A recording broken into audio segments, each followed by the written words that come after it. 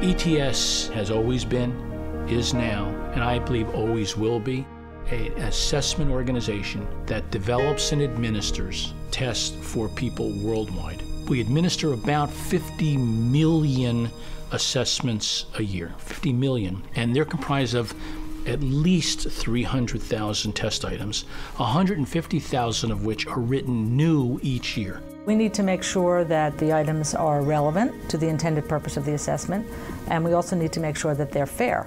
Our social mission is embedded in every item that we write. It's vitally important that these items are fair because taken together, they are the basis for a decision that will be made about the person who takes the assessment. So this is a very complex but extraordinarily important part of what we have always done.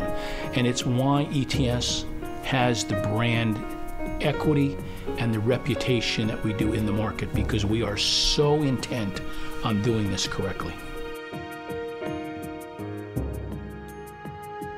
Our assessment specialists are an amazing group of people who have subject matter expertise and experience across the realm of education. They are experts in biology, in history, in English literature, in microbiology, in any content area you can imagine. These people are the heart of what we do, and without them, there would be no ETS. My name's Phil Everson. I work in English language assessment at ETS. I have a PhD in English, but my first job out of grad school was to teach in Japan. I not only taught English literature, I also ran the writing program for our university. I've been working on English as a foreign language tests at ETS for 20 years. I'm right now working on a reading passage for TOEFL. It's a process that has rigor that unless you're involved in it, you just don't understand. It goes through, 10, 15 sets of process points. There's a rigorous set of statistical analysis that both pre-testing and then after the test, we look at each item to be absolutely sure that what we design it to do is the outcome that we get. Before we actually write the item, there are a lot of things we have to think about. Who is the item for? What kind of content, background, or knowledge does that test taker have? What content do we want to try to measure? At what level do we want to try to measure? Do we want to have an item that measures pure recall, an item that measures critical thinking? All of those are the kinds of things that we ask ourselves before we actually start writing the item. The most important thing for me beginning to work on this passage is that we have an item that asks the student to summarize or to show that they are capable of summarizing the information that's in the passage, and that's the last question in the set.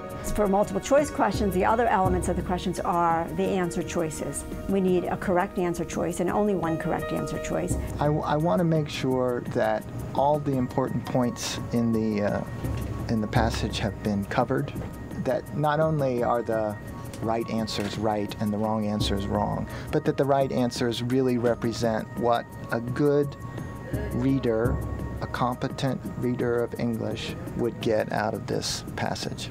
After an item is written, we're ready to review it, and we do multiple reviews at ETS for all items.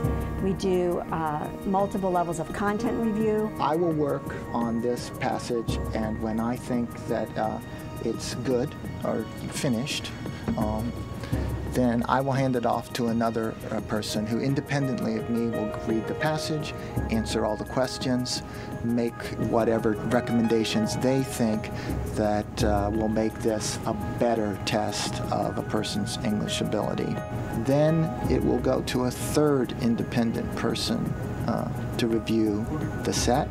Then it will go from being just a Word document like this to being authored and put into a format where it actually looks like how it will appear to the test taker. After we do the content reviews, items go through a fairness and edit process. Because there are different populations that take our tests, we need to be sensitive to the fact that not all terms that are used are familiar to all of those populations. We care about a person's cultural background, their ethnic background. We care about where they live in the world. We run these items through an amazing set of peer reviews to ensure that we are being fair and equitable to everyone. I feel really good that I'm here and able to participate in that process and can lend my experiences in whatever way I can to help make sure that people who come from backgrounds like mine are represented in the process. And I love it. Once our items are finished and we've signed off on them, we're ready to assemble them into test forms so that they can be tried out. This set will be part of a pre-test. About 1,000 test takers will answer all those questions. Those results will go to stat analysis. We do an item analysis, which looks at how difficult the item is, how the item correlates by itself to the rest of the test. This is an example of a good item where, as you see, when the examinee score increases as you move to the right, the probability of choosing the correct option goes up. And for the distractors, the slopes actually decrease and they go down as we go to the right. Now we can move to an example of an item that is not functioning as well. In this graph, you would see that the slope for the correct option stays relatively flat, meaning that less able examinees and more able examinees are equally likely to pick the correct option. And these are kind of red flags for us. In addition, we do an analysis that looks to see if the item is performing differently for different populations of the same ability. As you see on this graph, males outperform females by quite a bit. And this is a red flag for us, and we take this item to content experts for further review. So once we've looked at the analyses, the statistical analyses of the items, we've checked to make sure they're working the way we intend them to work, all of the items that will go into a pool, and then they're ready to be put on a future test. Once the test is assembled, our assessment specialists now review the test as a whole. They actually take the test. They go through each item, item by item, making sure the item is clear, it's appropriate for that test. They look to see that there's not an item here that's too similar to an item later on in the test. They look to make sure there's not an item here that may cue in the answer to an item later on in the test. And they make sure that the overall length of the test in terms of the amount of time it takes to take the test is appropriate. There's the balance of items in terms of the settings that are included, the types of skills used to take the test are all balanced and all meet those original test specifications. After a test is reviewed several times and we're comfortable that it meets all of the specifications, both content and statistical, we're ready to sign off on the test. We certify the test, and now it's ready to go through the production process. Once the test is printed, shipped out to the test centers, test takers have taken the test, data is returned to us, we actually look at the test again. We do a very important look at this stage at all of the items individually again to make sure that they are performing as intended. So it's not just that we develop 150,000 items, is that it's 150,000 items times 10 or 15 process levels that we have to go through. It's a quality control process that is the most important thing that we do, and we treat it that way.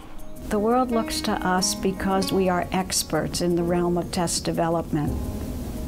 And our tests have an impact not only on groups of students, but individual students. It's our responsibility to create fair, valid, and reliable assessments. one item at a time. If you look at our assessment development group, we recruit the finest talent.